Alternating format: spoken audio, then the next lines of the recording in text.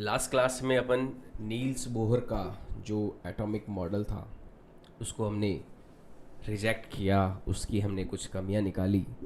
और फिर Niels Bohr का एटॉमिक मॉडल जब काम नहीं कर पा रहा, एटॉमिक स्ट्रक्चर अपन पढ़ रहे हैं अभी, और एटॉमिक स्ट्रक्चर में नील्स बोर का एटॉमिक मॉडल पढ़ रहे थे। पढ़ते पढ़ते फिर उसके ड्रॉबैक्स निकाले कि भाई क्या क्या कमियां थी नील्स बोर के एटॉमिक मॉडल में।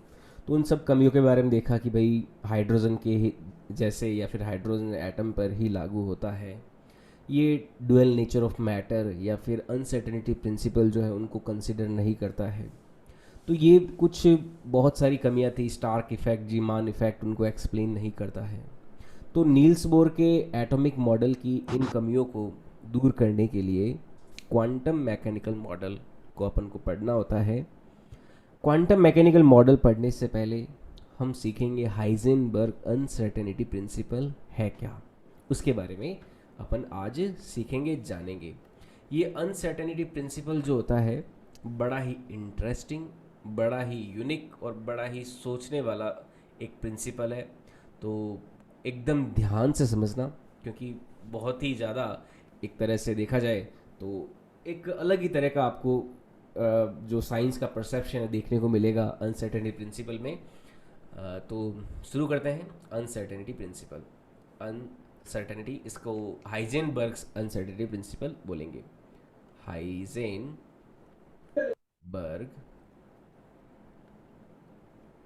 अनसर्टेनिटी प्रिंसिपल, ठीक है। हाइजेनबर्ग की अनिश्चितता का सिद्धांत, हाइजेनबर्ग की अनिश्चितता का सिद्धांत। तो इसे पढ़ना शुरू करते हैं। क्या होता है ये प्रिंसिपल? देखो, प्रिंसिपल तो क्या होता है, प्रिंसिपल को समझने से पहले मैं इसका स्टेटमेंट लिखता हूँ। देखो हाइजेनबर्ग ने क्या बोला था। हाइजेनबर्ग ने बोला था कि भाई इलेक्ट्रॉन जो है, या इलेक्ट्रॉन या फिर बहुत ही ज़्यादा जो छोटे माइक्रोस्कोपिक पार्टिकल होते हैं, है ना, for microscopic particle, for very small particle, for very small particle, for very small particle. Small particle से क्या मतलब हुआ? लाइक इलेक्ट्रॉन, प्रोटॉन, है ना, उनके जैसे। तो लाइक इलेक्ट्रॉन, हम इलेक्ट्रॉन की बात कर रहे हैं मान लो यहाँ पे। For very small particle it is impossible, it is impossible, impossible to calculate. पहले तो मैं इसका स्टेटमेंट लिख रहा हूँ, फिर स्टेटमेंट को समझेंगे एग्जाम्पल की सहायता से। तो for very small particle like electron it is impossible to calculate its position, its position and momentum with certainty simultaneously, या फिर it impossible to calculate its position and momentum simultaneously with maximum certainty, impossible to calculate its position and momentum simultaneously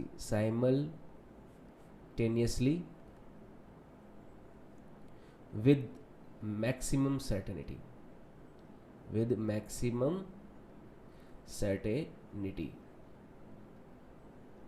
तो ये इस principal का statement था कि electron जैसे छोटे कणों के लिए यह असंभव होगा। इसको हिंदी में मैं आपको स्टेटमेंट लिख देता हूँ हिंदी वाले बच्चों के लिए।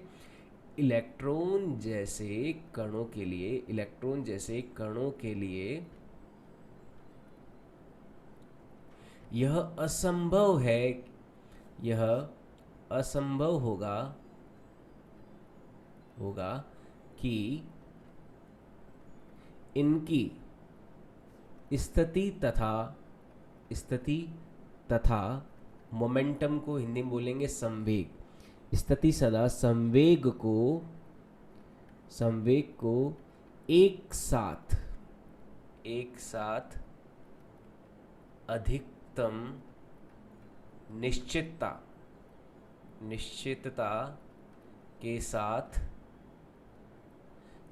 के साथ ज्ञात किया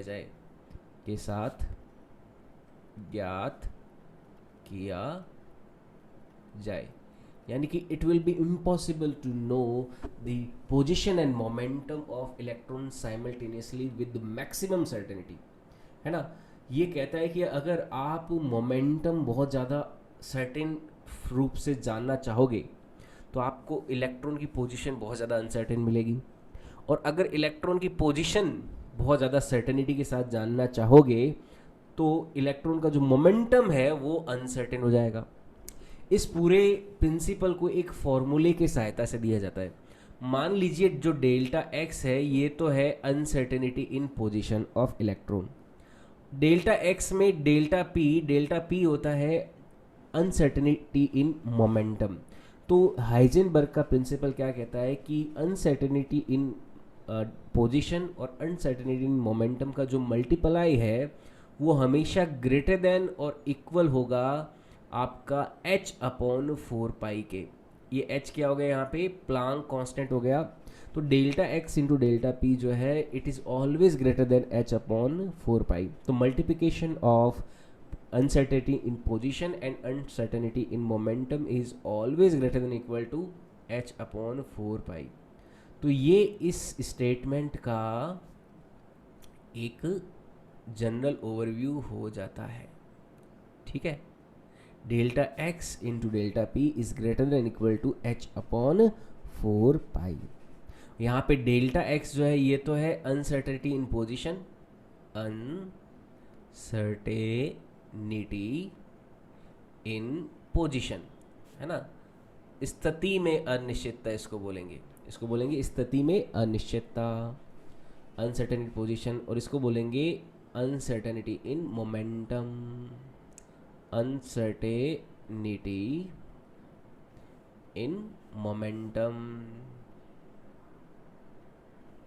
ये तो हो जाएगा अनसर्टेनिटी इन मोमेंटम, यानी कि हिंदी में संवेग में अनिश्चितता, यानी कि निश्चित नहीं है कुछ भी, संवेग में अनिश्चितता। और इसको बोलेंगे अनसर्टेन इन पोजीशन, यानी कि स्थिति में अनिश्चितता, ठीक है। ये तो हो गया संवेग में अनिश्चितता, ये हो गई स्थिति में अनिश्चितता। अब मोमेंटम क्या होता है, अगर आपको थोड़ा सा याद हो मोमेंटम के बारे में, तो मोमेंटम क्या होता है, मोमेंटम होता है मास इनटू वेलोसिटी। मोमेंटम को कैसे डिफाइन करते हैं, P बराबर होता है m इंटू वी। मोमेंटम होता है मास इंटू वेलोसिटी का जो मल्टीप्लिकेशन होता है वो होता है मोमेंटम। ये बात आपको ध्यान में रखनी है, P बराबर mv होता है। कोई ऑब्जेक्ट है उसका जो मास है और कोई ऑब्जेक्ट की मान लो कोई वेलोसिटी है, तो मास और वेलोसिटी का जो मल्टीप्लिकेशन है, मान लो ये कोई ऑब्जेक्ट है, इसका कोई मास है 1 kg 2 kg इस तरह से कुछ हो सकता है, और इसके पास कोई वेलोसिटी है, जैसे मास ले लिया मान लो 2 kg और इसका वेलोसिटी है कोई 10 मीटर पर सेकेंड, तो इस ऑब्जेक्ट का जो मोमेंटम आएगा P वो आ जाएगा mv, m हो गया मास 2 kg और वेलोसिटी हो गया 10, तो इसका मोमेंटम आ जाएगा 20 kg इंटू मीटर पर सेकेंड। तो ये मोमेंटम आ जाता है 20 kg मीटर पर सेकेंड, P बराबर mv। तो मोमेंटम क्या होता है, मास इंटू वेलोसिटी होता है। अब देखो मोमेंटम में अनसर्टेनिटी अगर निकालनी है डेल्टा P, तो मैं इसको ऐसे लिख सकता हूँ, क्योंकि देखो मास तो हमारा कांस्टेंट है, तो मोमेंटम में अनसर्टेनिटी कैसे आएगी, एक तरह से जो वेलोसिटी में अनसर्टेनिटी थी उससे आ जाएगी। तो मैं डेल्टा P को क्या लिख सकता हूँ, m इंटू डेल्टा वी लिख सकता हूँ, ठीक है। मास तो कांस्टेंट है, उसमें क्या अनसर्टेनिटी आनी है, वो तो फिक्स रहा, है ना। तो डेल्टा P से डेल्टा P हो गया, m को कुछ नहीं किया, v से डेल्टा v हो गया। तो जो मोमेंटम में अनसर्टेनिटी है वो क्या हो जाएगी, मास इंटू वेलोसिटी में अनसर्टेनिटी। तो यहाँ पे मैं ऐसा लिख सकता हूँ कि जो डेल्टा x है, delta x into delta P की जगह अगर लिख दें m डेल्टा v, तो ये ग्रेटर देन इक्वल टू हो जाएगा, हाइजेनबर्ग ने जैसा बोला, ग्रेटर देन इक्वल टू हो जाएगा h/4 के, ठीक है, यहाँ पे h क्या है, प्लांक कांस्टेंट है, इसको बोलते हैं प्लांक कांस्टेंट, और जिसकी वैल्यू जो है प्लांक ने दी थी, h की वैल्यू यहाँ पे होती है 6.62 इंटू 10⁻⁻⁻ में 34 joule into second, 34 joule second. तो ये प्लांक कांस्टेंट का वैल्यू होता है। ठीक है, तो delta X into M delta V is greater than equal to H upon 4 pi, या फिर इसको एक और सिंपल तरीके से ऐसे भी लिख सकते हैं कि डेल्टा एक्स इंटू, मैं एम को अगर इधर डिवाइड कर दूं तो ये हो जाएगा delta X into delta V greater than equal to H upon 4 pi into M. मैं m को इधर नीचे डिवाइड करने में ले आऊँ तो delta x into delta we का एक और एक्सप्रेशन आ जाएगा कि डेल्टा x और डेल्टा v का मल्टीप्लिकेशन है वो ग्रेटर देन इक्वल टू होगा h अपॉन 4 पाई m के। आई बात समझ में? तो यहाँ पे डेल्टा v जो हो गया ये तो हो जाएगा वेलोसिटी में uncertainty, delta v is uncertainty in velocity, uncertainty in velocity. ठीक है, वेग में अनिश्चितता, वेग में अनिश्चितता। ठीक है, तो वेग में अनिश्चितता क्या हो गई, डेल्टा वी हो गई। आई बात समझ में? तो ये अब अनसर्टेनिटी प्रिंसिपल है क्या, ये तो देखो मोटे मोटे तौर पे ये प्रिंसिपल का स्टेटमेंट हो गया, ये इसका फॉर्मूला हो गया कि डेल्टा एक्स और डेल्टा पी यानी कि पोजीशन में अनसर्टेनिटी और मोमेंटम में जो अनसर्टेनिटी है, इन दोनों का मल्टीप्लिकेशन हमेशा बड़ा होगा h अपॉन 4 पाई से, बड़ा भी हो सकता है और इक्वल भी हो सकता है। ठीक है, तो अब डेल्टा पी को हमने रखा मास इंटू वेलोसिटी होता है तो m डेल्टा वी रख दिया, तो डेल्टा एक्स और डेल्टा वी का मल्टीप्लिकेशन क्या हो गया, h अपॉन 4 पाई m से ज़्यादा आ जाएगा। यानी कि अगर आप छोटे पार्टिकल्स के लिए अगर उनकी पोजीशन बहुत एक्यूरेटली निकालना चाहते हो तो आपकी वेलोसिटी की अनसर्टेनिटी बढ़ जाएगी, है ना। देखो इसका मतलब क्या है कि अगर डेल्टा एक्स ज़्यादा सर्टेन करोगे, क्योंकि देखो इनका मल्टीप्लिकेशन कांस्टेंट है, तो डेल्टा एक्स को अगर आप इसकी सर्टेनिटी को इंक्रीज़ करोगे, अगर आप इसकी सर्टेनिटी को इंक्रीज़ करोगे यानी कि इसकी एक्यूरेसी बढ़ाओगे, तो आपकी डेल्टा वी का जो सर्टेनिटी है वो डिक्रीज हो जाएगा, है ना। अगर आप डेल्टा एक्स की सर्टेनिटी यानी कि निश्चितता यानी कि फिक्स एक्यूरेसी बढ़ाओगे, शुद्धता बढ़ाओगे कि डेल्टा एक्स हमें इतना ज़्यादा प्योर मिल रहा है, इतना ज़्यादा शुद्ध मिल रहा है, इतना ज़्यादा एक्यूरेट मिल रहा है, उस केस में जो डेल्टा वी होगा उसकी एक्यूरेसी, उसकी सर्टेनिटी डिक्रीज हो जाएगी। या फिर अपन ऐसा कह सकते हैं कि अगर मान लो डेल्टा एक्स की सर्टेनिटी को कम करते हैं तो डेल्टा वी की सर्टेनिटी हमारी बढ़ जाएगी। क्यों? क्योंकि इन दोनों का आप देख सकते हो मल्टीप्लिकेशन कोई h अपॉन 4 पाई से ज़्यादा है, यानी कि ये कांस्टेंट से ज़्यादा है, यानी कि डेल्टा x और डेल्टा p को हम दोनों को एक साथ रिड्यूस नहीं कर सकते, इसमें से एक बढ़ेगा, एक घटेगा तो दूसरा बढ़ेगा, दूसरा बढ़ेगा तो पहले वाला घटेगा, हम दोनों को नहीं बढ़ा सकते, यानी कि दोनों की सर्टेनिटी को इंक्रीज नहीं कर सकते साइमल्टेनियसली, हम दोनों को बहुत ज़्यादा एक्यूरेटली मेजर नहीं कर सकते एक साथ, हमें किसी एक की एक्यूरेसी को के साथ समझौता करना पड़ेगा। ठीक है, तो ये होता है अनसर्टेनिटी प्रिंसिपल। ओके, अब ये आया कैसे, देखो इसका एक्सप्लेनेशन ध्यान से सुनना, एक्सप्लेनेशन इसका ध्यान से समझना सुनना, क्या है इसका एक्सप्लेनेशन, बहुत ही गजब का और बहुत ही गहरा एक्सप्लेनेशन है। जैसे मान लीजिए ये इलेक्ट्रॉन है, यहाँ पर कोई इलेक्ट्रॉन लिया मैंने, ये है x1 पोजीशन के ऊपर, ठीक है, कोई x1 पोजीशन के ऊपर है। अब मुझे इलेक्ट्रॉन को देखना है, तो इलेक्ट्रॉन को देखने के लिए मान लो मैं कोई माइक्रोस्कोपी यूज़ करता हूँ, इलेक्ट्रॉन को देखने के लिए मान लो मैंने कोई ऑप्टिकल इंस्ट्रूमेंट यूज़ किया, माइक्रोस्कोपी, इसकी सहायता से मैं इलेक्ट्रॉन को देखना चाहता हूँ, है ना, इलेक्ट्रॉन को देखना चाहता हूँ ऐसे माइक्रोस्कोपिक सहायता से। ये मेरी आँख है, इस आँख में मैंने माइक्रोस्कोपी लगाई और इलेक्ट्रॉन को देखा। ठीक है, अब ध्यान से सुनना, देखो क्या होने वाला है, क्या गड़बड़ होएगी।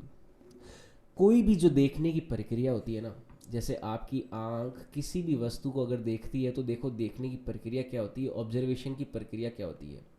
ऑब्जर्वेशन की प्रक्रिया के लिए मान लो ये कोई ऑब्जेक्ट है जिसे आप देखना चाहते हो, है ना। इस ऑब्जेक्ट को देखने के लिए सबसे ज़्यादा रिक्वायरमेंट जो होती है वो होती है लाइट की। बिना लाइट के हम आंख से नहीं देख सकते, है ना। अगर लाइट नहीं हो तो क्या अंधेरे में आपकी आंख देख पाती है? नहीं देख पाती। यानी आंख से अपन देख पा रहे हैं तो किस वजह से देख पा रहे हैं? लाइट की वजह से। तो देखने का जो प्रोसेस होता है वो क्या होता है कि जो लाइट की रेज है वो किसी ऑब्जेक्ट के ऊपर आती है, और ऑब्जेक्ट के ऊपर आने के बाद में वो आपके आंख के ऊपर आती है। आपके आंख के ऊपर आती है तो आपकी आंख जो है इस ऑब्जेक्ट को देख पाती है ना। जैसे ये मेरा मोबाइल है मान लो, इस मोबाइल को मैं कैसे देख पा रहा हूँ? क्योंकि जो ट्यूबलाइट से निकलती हुई रोशनी जब इस मोबाइल पे आके गिरती है तो गिरने के बाद में रिफ्लेक्ट होके वो मेरी आंखों पे आती है। आंखों पे जब आती है तो मैं देखता हूँ कि अच्छा ये रहा मोबाइल फ़ोन, है ना, यहाँ पे पड़ा है मोबाइल फ़ोन। ठीक है, तो इस तरह से मोबाइल को मैं देख पा रहा हूँ। मोबाइल को देख पाने का प्रक्रिया समझ गए ना आप, है ना। जैसे ये मोबाइल हो गया, इसको मैं ऐसे ही देख पा रहा हूँ क्योंकि इस पर लाइट आ रही है। लाइट जब पड़ रही है तो वो मेरे आंखों पे जा रही है, आंखों पे जा रही है तो मैं इसको ऑब्जर्व कर पा रहा हूँ। ठीक है, अच्छी बात है सर, बिल्कुल समझ में आ गई बात। अब हाइजेनबर्ग अनसर्टेनिटी प्रिंसिपल सर बड़ा ही कंफ्यूजिंग कि मोमेंटम अनसर्टेनिटी वगैरह वगैरह ये सब क्या है ना, ई का है। तो उस पे अपन आते हैं। अब देखो जब आपको इलेक्ट्रॉन को देखना है, इलेक्ट्रॉन बहुत ही छोटा सा पार्टिकल है। इलेक्ट्रॉन क्या है? छोटा सा पार्टिकल है। अगर आप इलेक्ट्रॉन को देखना चाहते हो तो इलेक्ट्रॉन को देखने के लिए आपको क्या करना पड़ेगा? इलेक्ट्रॉन पे कोई लाइट की रे भेजनी पड़ेगी, है ना, क्योंकि इलेक्ट्रॉन को ऑब्जर्व करना है। ये लाइट की रे इलेक्ट्रॉन से जब टकराएगी, टकराने के बाद में जब रिफ्लेक्ट होके इस माइक्रोस्कोपी में जाएगी तभी तो आप देख पाओगे। जब इलेक्ट्रॉन की कोई रे, हम यहाँ पे लाइट भेजना पड़ेगा ना, क्योंकि इलेक्ट्रॉन को ऑब्जर्व करने का है तो इलेक्ट्रॉन को ऑब्जर्व करने के लिए लाइट तो भेजना पड़ेगा। इलेक्ट्रॉन को देखना चाहते हैं, हमारी इच्छा है देखना है भाई इलेक्ट्रॉन कैसा दिखता है, छोटा है, मोटा है, तगड़ा है, पतला है ना। हमारी इच्छा है, हम देखना चाहते हैं इलेक्ट्रॉन कैसा है, उसका पोजीशन क्या है, उसकी वेलोसिटी क्या है। वी वांट टू नो कि इलेक्ट्रॉन की वेलोसिटी क्या है या फिर इसकी पोजीशन क्या है। पोजीशन को तो मैंने मान लिया कि यहाँ पे x1 है, और वेलोसिटी इस मोमेंट पे हमने मान लो यहाँ पे जब इलेक्ट्रॉन था तो उस समय उसकी वेलोसिटी तो कोई थी v1 और उसकी पोजीशन है कोई x1। अब ये x1 और v1 ये दोनों डेटा ऑब्जर्व अगर हमें करना है तो इस इलेक्ट्रॉन पे हम लाइट की रे भेजेंगे। अच्छा, लाइट को तो मैं एनर्जी भी बोल सकता हूँ। लाइट जो होती है वो एनर्जी का यानी कि ऊर्जा का ही तो दूसरा एक रूप है ना। Light is another form of energy. So what sir? अब देखो आप लाइट जब भेज रहे हो तो आप एनर्जी नहीं भेज रहे क्या? अब आप इलेक्ट्रॉन को जब एनर्जी भेज रहे हो तो इलेक्ट्रॉन एनर्जी लेगा तो उसकी वेलोसिटी में चेंज आ जाएगा। मान लो पहले v1 वेलोसिटी थी और इलेक्ट्रॉन अब एनर्जी लेगा, इलेक्ट्रॉन एनर्जी लेगा तो एनर्जी लेते ही इलेक्ट्रॉन की वेलोसिटी में क्या आ गया? चेंज आ गया। वेलोसिटी में चेंज आया तो इलेक्ट्रॉन यहाँ पे था तो अब इलेक्ट्रॉन यहाँ पे आ जाएगा ना। इलेक्ट्रॉन यहाँ पे कहीं पे आ जाएगा, उसकी वेलोसिटी हो जाएगी मान लो v2 और उसकी पोजीशन हो जाएगी कोई x2। आई बात समझ में? जब यहाँ पे x1 पोजीशन पे था तो मान लो v1 वेलोसिटी थी, हमने लाइट की रे भेजी इलेक्ट्रॉन के पास क्योंकि हम इलेक्ट्रॉन को ऑब्जर्व करना चाहते हैं। और ऑब्जर्व करने का मतलब देखना चाहते हैं। कोई माइक्रोस्कोप लगाया बढ़िया सा, एकदम पैसे वैसे खर्च करके एकदम शानदार सा माइक्रोस्कोप लगाया ताकि हम इलेक्ट्रॉन को देख पाएँ। अब इलेक्ट्रॉन पे लाइट गई, इलेक्ट्रॉन ने एनर्जी ली, एनर्जी लेते ही उसकी वेलोसिटी पहले v1 थी, अब वेलोसिटी v2 हो जाएगी। पोजीशन x1 थी, पोजीशन x2 हो जाएगी। अब देखो आपकी जब आँख ने जब देखने का काम किया तो यहाँ से जब लाइट की रे यहाँ तक चल के आएगी तो मान लो ये जो डिस्टेंस है इसमें कोई t टाइम लगता है ना। कोई टाइम तो लगेगा ना, t टाइम, क्योंकि लाइट ट्रैवल करेगी, इलेक्ट्रॉन को टक्कर मार के माइक्रोस्कोप में आएगी तो लाइट ट्रैवल करेगी। तो मान लीजिए उसमें t टाइम लगा, अब लाइट जब यहाँ से यहाँ आएगी, अपनी आंख तक पहुंचेगी, तो उस टी टाइम के दौरान इलेक्ट्रॉन तो आगे खिसक चुका होगा ना। बात समझ रहे हो? जब लाइट इलेक्ट्रॉन से टकराएगी, टकरा के माइक्रोस्कोप में आएगी, माइक्रोस्कोप में आपकी आंख तक आएगी, तो उस प्रक्रिया में कुछ समय लगेगा। उतने समय में तो इलेक्ट्रॉन आगे जा चुका है, इलेक्ट्रॉन वहाँ पे ठहरेगा थोड़ी ना। उतने समय में तो इलेक्ट्रॉन आगे जा चुका है। जब मान लो आपकी आंख तक, यहाँ तक मान लो लाइट पहुँची, ये लाइट मान लो आपकी आंख में मैंने ऐसे भेज दी, आपकी आंख है, ये लाइट चली गई आपकी आंख में। अब आपकी आंख पे जब लाइट गई तो लाइट जाने तक मान लो टी समय लगा, टी समय में तो इलेक्ट्रॉन यहाँ से यहाँ तक टी समय में तो ट्रैवल कर चुका है। अब आपके पास जो लाइट की रे आई वो तो कौन सा डेटा देगी, V1 और X1 और V1 का डेटा देगी। लेकिन अब इलेक्ट्रॉन के पास डेटा कौन सा हो चुका है, X2 और V2 तो हो चुका है ऑलरेडी। क्यों? क्योंकि इलेक्ट्रॉन ने अपनी एनर्जी को इंक्रीज कर दिया था, जिस लाइट को आपने इलेक्ट्रॉन के पास भेजा था उस वजह से। आई बात समझ में? यानी कि आपने जो मेजर किया है वो तो X1 V1 किया है, लेकिन उसी समय हाथों हाथ इलेक्ट्रॉन का जो पोजीशन और वेलोसिटी वो क्या हो गया, X2 V2 हो गया ना। तो इलेक्ट्रॉन के जो आपने मेजर किया वो तो आपने गलत मेजर किया। फिर आप अभी जो है वो X1 V1 मेजर कर रहे हो, वो तो कोई थोड़े कुछ सेकंड पहले वाली बात थी। अभी मौजूदा हालात में तो वेलोसिटी और पोजीशन दोनों चेंज हो चुका है, और जो चेंज आया ना यही होता है अनसर्टेनिटी इन पोजीशन। ये हो गया X2 माइनस X1, और ये हो जाएगा डेल्टा V, क्या हो गया, V2 माइनस V1। ये हो जाएगा अनसर्टेनिटी इन वेलोसिटी। ये तो अनसर्टेनिटी इन पोजीशन आ गया, और ये हो गया अनसर्टेनिटी इन वेलोसिटी। तो आप यहाँ पे देख सकते हो कि इलेक्ट्रॉन को या तो अपन छेड़े ही नहीं, और छेड़ेंगे नहीं तो ऑब्जर्व कैसे करेंगे, और छेड़ेंगे तो ऑब्जर्व जो करेंगे वो एरर वाला ऑब्जर्वेशन होगा। तो ये इलेक्ट्रॉन के साथ या छोटे छोटे जो पार्टिकल्स होते हैं उनके साथ बड़ी दिक्कत है। तो हाइजेनबर्ग ने ये चीज़ नोटिस की कि भाई इलेक्ट्रॉन का जो पोजीशन और वेलोसिटी है वो सर्टेनिटी के साथ निकालना तो इम्पॉसिबल है। और अगर आप पोजीशन को सर्टेन करना चाहोगे कि पोजीशन को सर्टेन कर रहा हूँ, तो पोजीशन को सर्टेन करने के लिए आप एनर्जी दोगे, तो वेलोसिटी अनसर्टेन हो जाएगी। और अगर मान लो वेलोसिटी को सर्टेन करना चाहोगे तो आपको लाइट आप भेज ही नहीं सकते, आप लाइट भेज नहीं सकते तो इलेक्ट्रॉन आपको ऑब्जर्व ही नहीं कर पाओगे, इलेक्ट्रॉन ऑब्जर्व नहीं कर पाओगे तो आपको पता कैसे चलेगा कि पोजीशन कहाँ पर है। समझ रहे हो आप?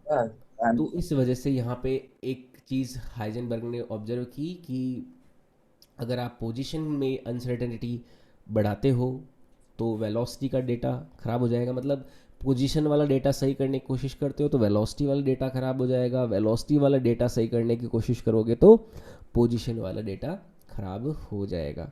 तो ये हाइजेनबर्ग की अनसर्टेनिटी प्रिंसिपल का एक्सप्लेनेशन है। आई बात समझ में?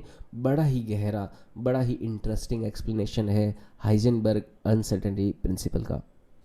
अब अपन इस प्रिंसिपल पे बेस्ड क्वेश्चन करते हैं और देखते हैं कि वाकई में ये जो प्रिंसिपल है इसे अगर इलेक्ट्रॉन जैसे अगर पार्टिकल्स पे अपन लगाएं तो क्या वाकई में वहाँ पर अपन को अनसर्टेनिटी किसी तरह की मिलती है भी या नहीं भी मिलती। तो क्वेश्चन लेते हैं, क्वेश्चन से अपन समझेंगे कि क्या कैसे अप्लाई करना है, कैसे इस प्रिंसिपल के क्वेश्चंस को सॉल्व करना है। तो मैं आपका एनसीईआरटी का क्वेश्चन ही लेता हूँ।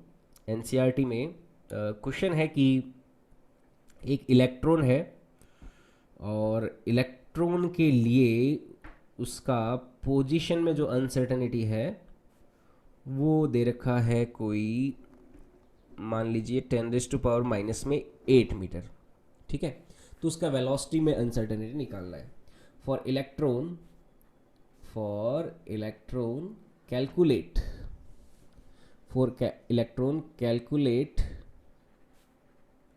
uncertainty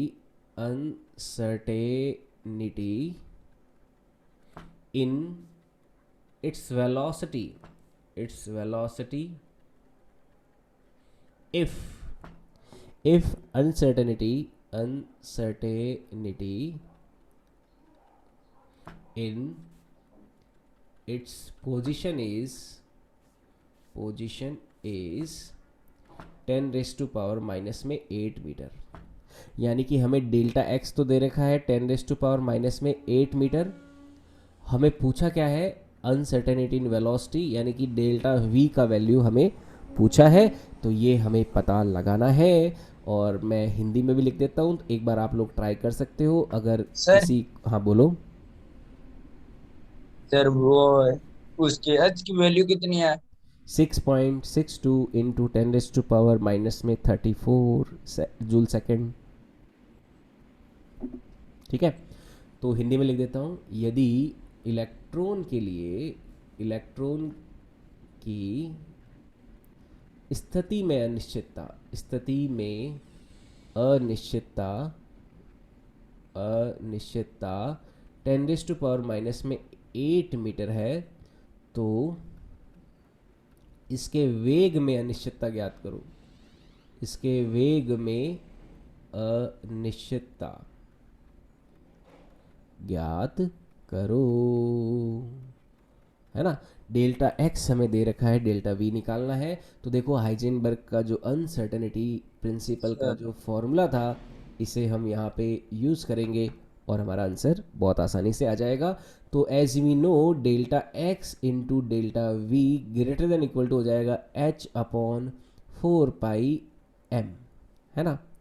अच्छा, इसमें वेग में अनिश्चितता ज्ञात करो, और वेग में जो अनिश्चितता है अपन को डेल्टा वी निकालना है। तो ये क्या जाएगा, देखो अभी इसको निकालते हैं। अगर मैं डेल्टा वी निकालना चाहता हूँ तो डेल्टा वी क्या आ जाएगा, delta V will be greater than equal to H upon 4 pi M into delta x.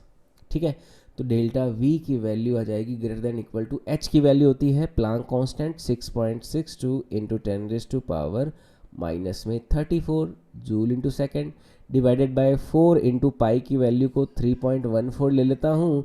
Electron का जो मास होता है वो होता है 9.1 इंटू 10⁻⁻31।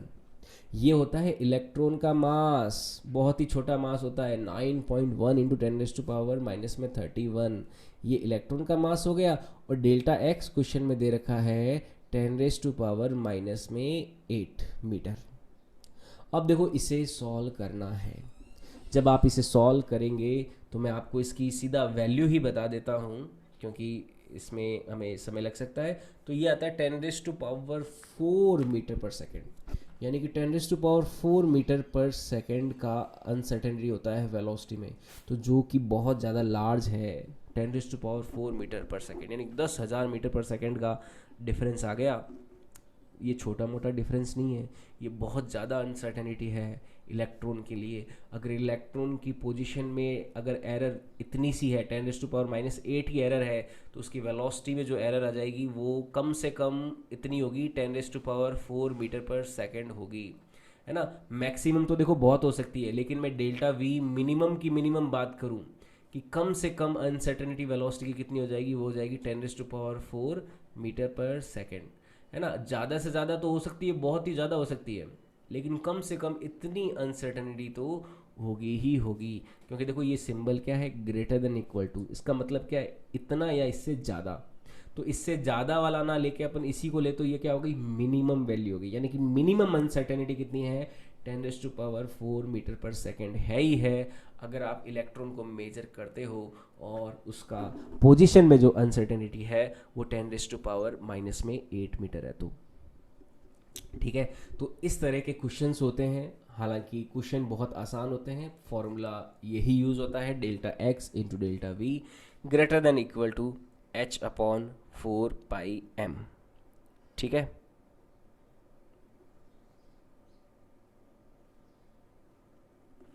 तो इस तरह से हमें सर सवाल करने हैं।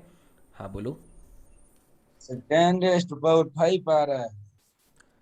10⁻⁵ कैलकुलेटर से कैलकुलेट करके देखना, 5 नहीं आना चाहिए, लगभग 4 ही आ रहा है। पॉइंट तो में आ रहा है लगभग 5 के आसपास के। 5 के आसपास आ रहा है, नहीं तो चेक कर लेना, देख लेना जो भी है। और एनसीईआरटी के और भी क्वेश्चंस हैं, उनको आप खुद सॉल्व करना। मैं सारे तो नहीं ले रहा, एक क्वेश्चन और ले लेता हूँ, क्वेश्चन एनसीईआरटी का ही, कि एक माइक्रोस्कोप जो है, एक क्वेश्चन ले लेते हैं एनसीईआरटी का और। क्वेश्चन है कि a microscope using suitable photons is employed to locate an electron in an atom within distance of 0.1 Armstrong. हमें एक इलेक्ट्रॉन को देखना है, उस इलेक्ट्रॉन को डेल्टा एक्स कितना है 0.1 आर्मस्ट्रॉन्ग इतनी डिस्टेंस के अंतर्गत देखना है। तो इस सवाल में फिर पूछा है कि डेल्टा वी क्या होगा, इलेक्ट्रॉन की वेलोसिटी में अनसर्टेनिटी क्या होगी फॉर इलेक्ट्रॉन। ठीक है, तो सवाल वही है कि फोटोन लगाए हैं, फोटोन मतलब लाइट भेजी हमने, तो डेल्टा एक्स जो है इलेक्ट्रॉन की पोजीशन में अनसर्टेनिटी 0.1 आर्मस्ट्रॉन्ग दे रखी है और हमसे डेल्टा वी पूछा है। तो ये भी आसानी है, यहाँ पे देखो डेल्टा एक्स कितना दे रखा है एक्चुअल में 0.1 आर्मस्ट्रॉन्ग। जो होता है आर्मस्ट्रॉन्ग ये होता है 10⁻⁻10 मीटर। तो डेल्टा एक्स कितना दे दिया इस बार 10⁻⁻11 मीटर दे दिया। हमसे डेल्टा वी पूछा है इलेक्ट्रॉन के लिए, तो सेम वही प्रोसीजर है, इसको सॉल्व करेंगे तो फाइनल आंसर आ जाएगा। तो यहाँ से सॉल्यूशन मैं बना देता हूँ इसका इसी तरह से। जो डेल्टा वी होगा वो ग्रेटर देन इक्वल टू होगा h/4πm इंटू डेल्टा एक्स के। तो डेल्टा वी की वैल्यू यहाँ से आ जाएगी greater than equal to h हो गया वही 6.62 into 10⁻⁻34 divided by 4 into 3.14 into mass of electron 9.1 into 10⁻⁻31 into delta X हो गया 10⁻⁻11, जैसा कि यहाँ पे हमने निकाला। ठीक है, तो जब इसको सॉल्व Yes, करेंगे तो डेल्टा वी की वैल्यू आ जाएगी greater than equal to 5.79 into 10⁻6, 5.79 into 10⁻6 metre पर सेकेंड, ये आंसर आ जाएगा। तो ये दोनों क्वेश्चन एनसीईआरटी के ही हैं, एनसीईआरटी आपकी जो बुक है उसके ही क्वेश्चन है। ठीक है, तो इस तरह से इन फॉर्मूलों को हम अप्लाई करते हैं हाइजेनबर्ग अनसर्टेनिटी प्रिंसिपल में।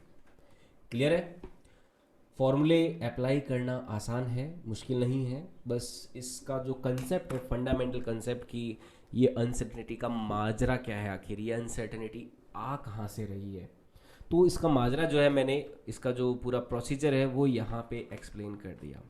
ये जो मैंने एक्सप्लेनेशन दिया यहाँ पे, ये इसका पूरा प्रोसीजर है। हालांकि ये बहुत सारी बुक्स में नहीं लिखा हुआ था। एक्सप्लेनेशन जो है हाइजेनबर्ग अनसर्टेनिटी प्रिंसिपल का बहुत ही कम या फिर रेयरली किसी बुक में या फिर इंटरनेट पे आपको कहीं पे मिल सकता है। बाकी ज़्यादातर जो बुक्स वगैरह है, ज़्यादातर जो सोर्स होते हैं हाइजेनबर्ग अनसर्टेनिटी प्रिंसिपल के, आपकी बुक वगैरह जो भी है, वहाँ पे केवल इतना ही दिया होता है। जो ये पहला पेज है ना थ्योरी का, ये वाला जो एक्सप्लेनेशन जो मैंने आपको दिया है ये कहीं पे भी नहीं मिलेगा आपको। बहुत मुश्किल से कोई बुक होगा जहाँ पे आपको देखने को मिलेगा।